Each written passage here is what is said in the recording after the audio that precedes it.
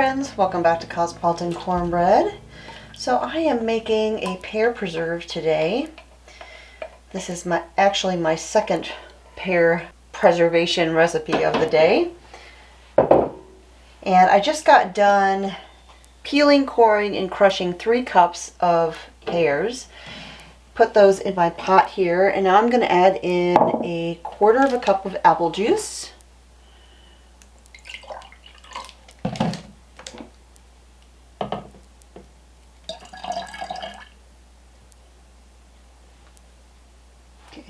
Quarter cup of apple juice. Gonna need a 1/4 cup of lemon juice.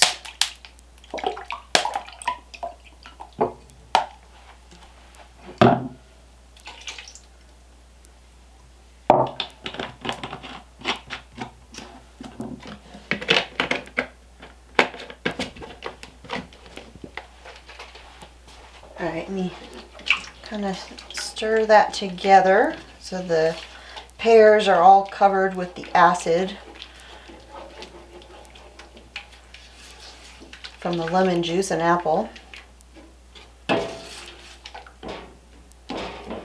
and I just realized I missed a couple chunks.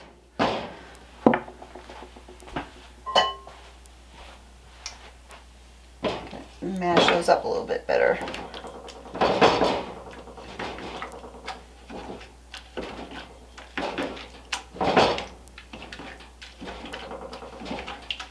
Okay.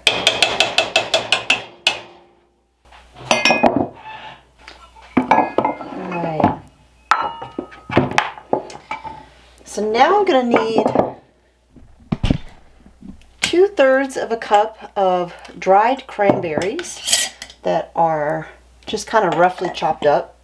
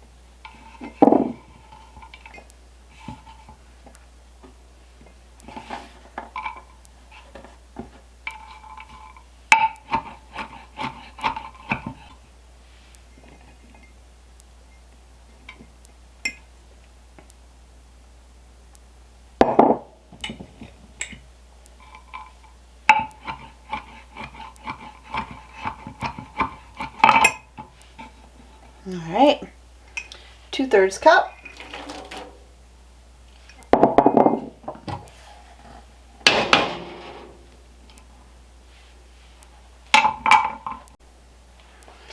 All right, so my camera was not running. I just added the 5½ cups of sugar to the pot, as you can see there.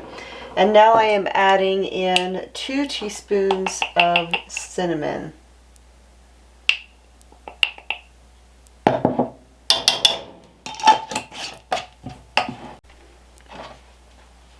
Alright, so we're going to turn on the stove.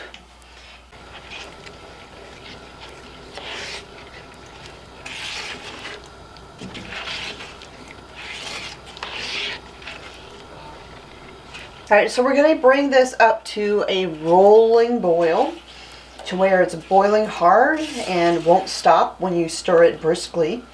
Once it comes up to that full rolling boil, we'll go ahead and add in our pectin. We're using a liquid pectin for this particular recipe. And I've already got the pouch opened up. That way I'm not having to fuss around with scissors while I'm making this jam. And I just set it in a glass, as you can see, so that it holds it up and doesn't spill everywhere.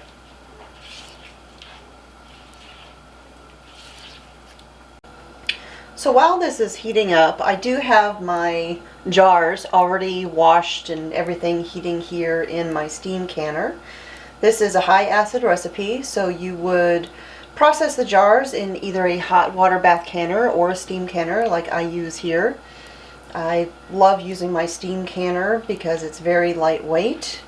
It heats up quickly, cools down quickly, and it's just easy to use.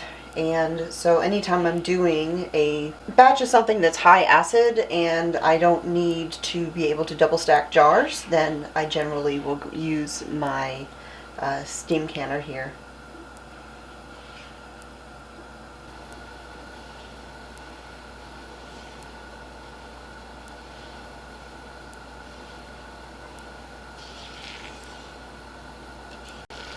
All right, our jam has come up to a boil. So I'm going to go ahead and I'm going to add in my liquid pectin.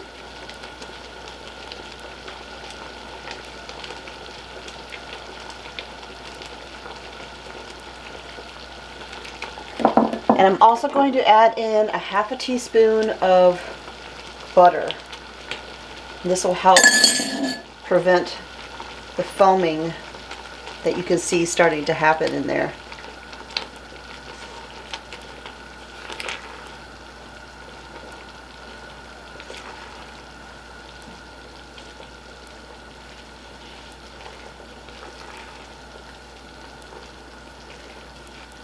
Alright, we want this to boil hard for a full minute, and then we will go ahead and jar everything up.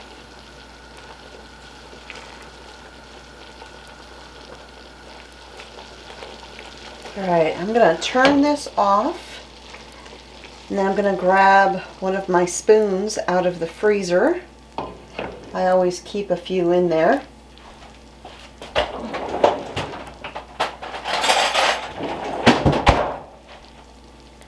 We're just going to drip some of this on here to chill quickly. We'll see if that's thickened up enough.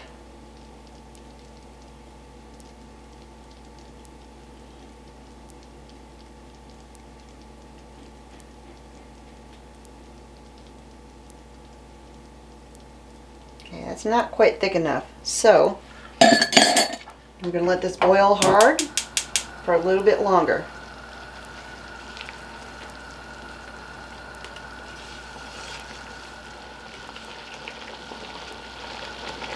Alright, let's test it again.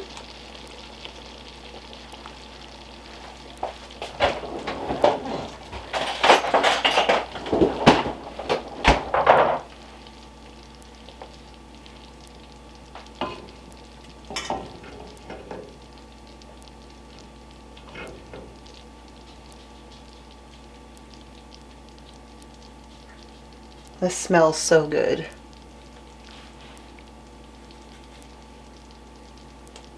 There we go. Now it's gelling. See that right there?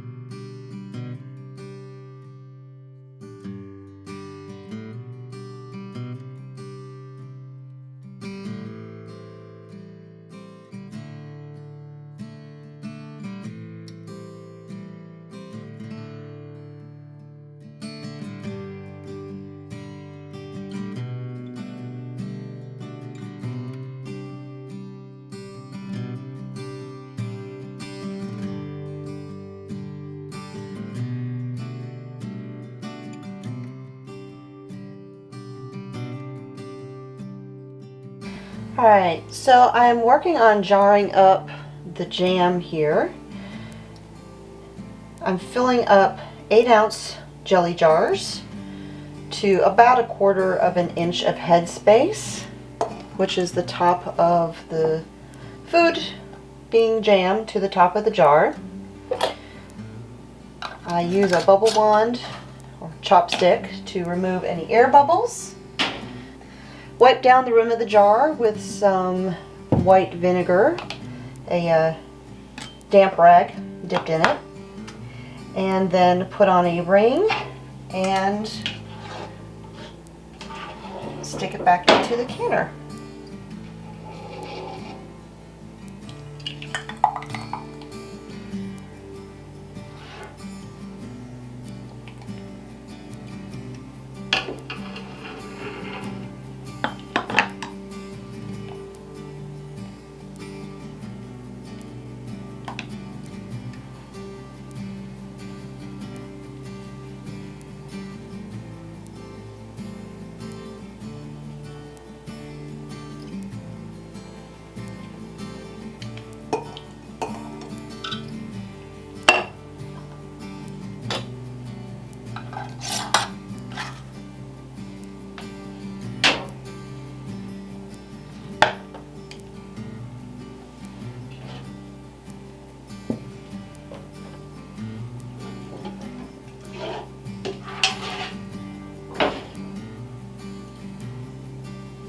Alright, so I ended up with 1, 2, 3, 4, 5, 6.5 of the 8-ounce jelly jars full of this cranberry pear jam.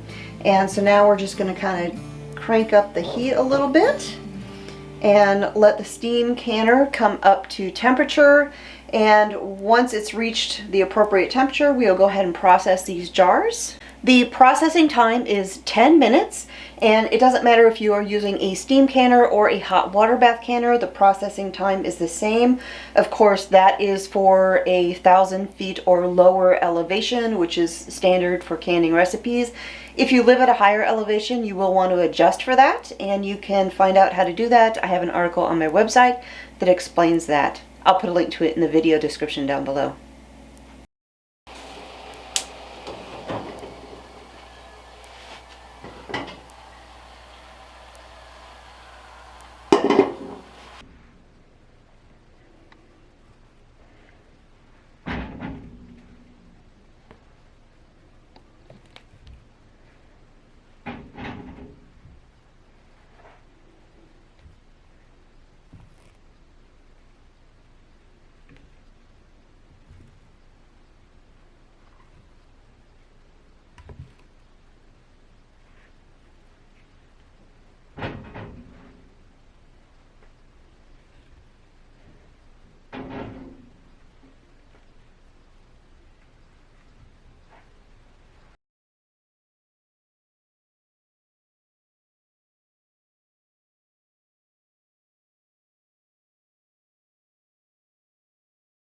Alright friends, so there we go.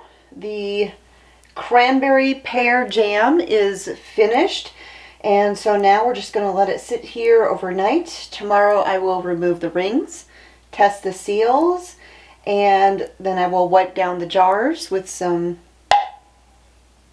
that's always a good sign.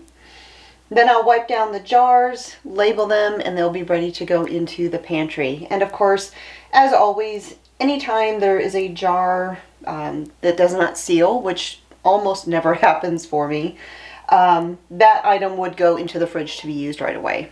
If you would like to make this recipe, you can get a printable version of it on my website, cosmopolitancornbread.com, and I will put a link to it in the video description down below. So thanks for joining me here again in the Homestead Kitchen. My name is Constance from Cosmopolitan Cornbread, and I'll talk to you all next time.